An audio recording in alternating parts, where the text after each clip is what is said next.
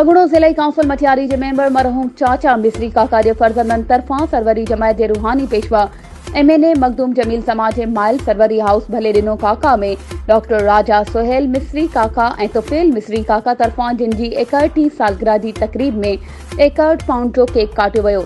इन तकरीब में PP अगवान रईस इसरार अहमद जमाली साहब, चेयरमैन के उम्मीदवार news Saidabad city rice Sarfaraz Ahmad राहू, PP तालके सदर न्यूज़ सईदाबाद हाजी अब्दुल गनी मेमन, सरवरी अगवान मुमताज हिंगोरो, एहतशामुल हक कुरैशी ऐं ॿियनि बिरादरी के मोअज़्ज़िज़िन शिरकत कई।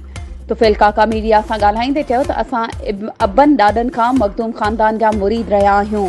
ताज़ो MNA मखदूम जमील जमा पंहिंजी कोटा मां भले ॾिनो काका ऐं आसपास जा केतिरा ई तरक्याती कम जिन में रोड रस्ता, मिठे पानी जा RO प्लांट पिणु शामिल आहिनि, लॻराया आहिनि।